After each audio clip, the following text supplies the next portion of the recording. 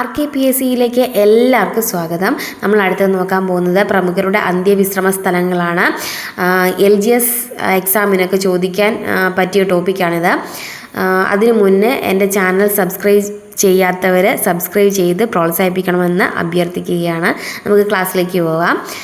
മഹാത്മാഗാന്ധിയുടെ അന്ത്യവിശ്രമ സ്ഥലം അറിയപ്പെടുന്നത് രാജ്ഘട്ട് എന്നാണ്.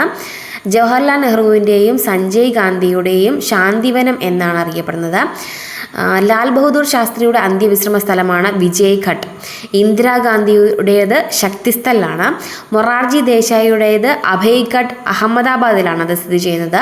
രാജീവ് ഗാന്ധിയുടെ അന്ത്യവിശ്രമ സ്ഥലമാണ് വീരഭൂമി. ചരൺ സിംഗിൻ്റേത് കിസാൻ ഘട്ട് എന്നാണ് അറിയപ്പെടുന്നത്. ഗ്യാനി സെയിൽ സിംഗിൻ്റെ ഏകതാ സ്ഥൽ എന്നാണ് അറിയപ്പെടുന്നത്. ശങ്കർ ദയാൽ ശർമ്മയുടെ കർമ്മഭൂമിയാണ്. S ചന്ദ്രശേഖറിൻ്റെ ജനനായക് സ്ഥലാണ്.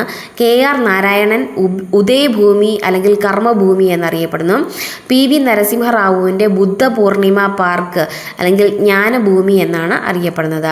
ഗുൽസാരിലാൽ നന്ദ നാരായൺ ഘട്ട് അല്ലെങ്കിൽ നരൺ ഘട്ട് എന്നറിയപ്പെടുന്നു. IK ഗുജറാളിൻ്റെ അന്ത്യവിശ്രമ സ്ഥലമാണ് സ്മൃതി സ്ഥൽ.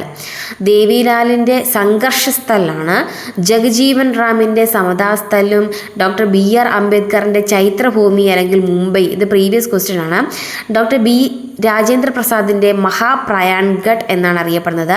കിഷൻ കാന്തിൻ്റെയും ഹർകിഷൻ സിംഗ് സുർജിത്തിൻ്റെയും നിഗംബോധ് ഘട്ടാണ് അന്ത്യവിശ്രമ സ്ഥലം. Thank you.